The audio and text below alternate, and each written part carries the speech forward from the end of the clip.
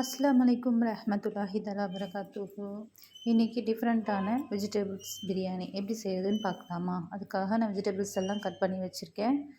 வெங்காயம் தக்காளியும் கட் பண்ணி வச்சுருக்கேன். அடுப்பில் பாத்திரம் சேர்த்துக்கலாம். சேர்த்துட்டு நம்ம எண்ணெய் சேர்த்துக்கலாம். நான் தேங்காய் எண்ணெயில் தான் செஞ்சுருக்கேன்.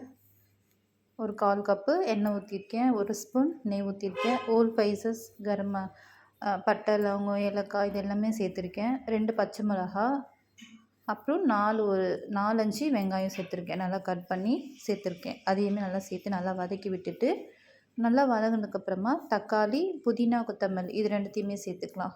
சேர்த்துட்டு இதையுமே நல்லா வதக்கி எடுத்துக்கலாம். நல்லா இது தக்காளி எல்லாம் நல்லா கூலாக வரைக்கும் நல்லா வதக்கி எடுத்துக்கலாம்.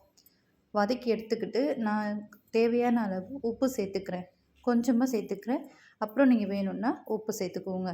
உப்பு சேர்த்துட்டு நல்லா கிண்டி விட்டுருங்க. கிண்டி விட்டுட்டு நல்லா கிண்டி வரும்போது தக்காளி வெங்காயம்லாம் நல்லா வதங்கிடுச்சு இல்லையா? நான் அதில் 3 ஸ்பூன் இஞ்சி பூண்டு சேர்த்துக்கிறேன். இஞ்சி பூண்டு சேர்த்து நல்லா வதக்கி விட்டுருங்க. இதுக்கு தேவையான மசாலா எல்லாத்தையும் நம்ம சேர்த்துக்கலாம்.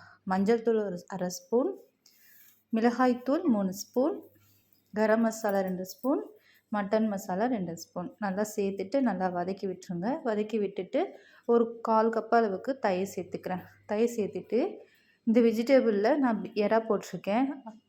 எறா சேர்த்துக்கோங்க. எறா சேர்த்திங்கன்னா இன்னுமே டேஸ்ட்டாக இருக்கும். எல்லா வெஜிடபிள்ஸும் கட் பண்ணி போட்டிருக்கேன். நான் பட்டாணி, கேரட், பீன்ஸ், உருளைக்கிழங்கு இது எல்லாத்தையுமே சேர்த்துருக்கேன். இன்னும் வெஜிடபிள்ஸ் உங்களுக்கு வேணும் அப்படின்னா நீங்கள் எக்ஸ்ட்ரா இதெல்லாம் சேர்த்துக்கோங்க. சேர்த்து நல்லா கிண்டி விட்டுட்டு ஒரு 5 மினிட்ஸ் மூடி போட்டு நல்லா வதங்கட்டும். காய் நல்லா வதங்கினதுக்கப்புறமா நம்ம அளவு தண்ணி சேர்த்துக்கலாம். நான் மெஷரிங் கப் மாதிரி எடுத்திருக்கேன். 1 கப் எடுத்திருக்கேன். இதில் நான் 1 கப் ரைஸ் போட்டிருக்கேன், ஊற வச்சுருக்கேன். இதில் 2.5 கப்பு தண்ணி சேர்த்துக்கலாம்.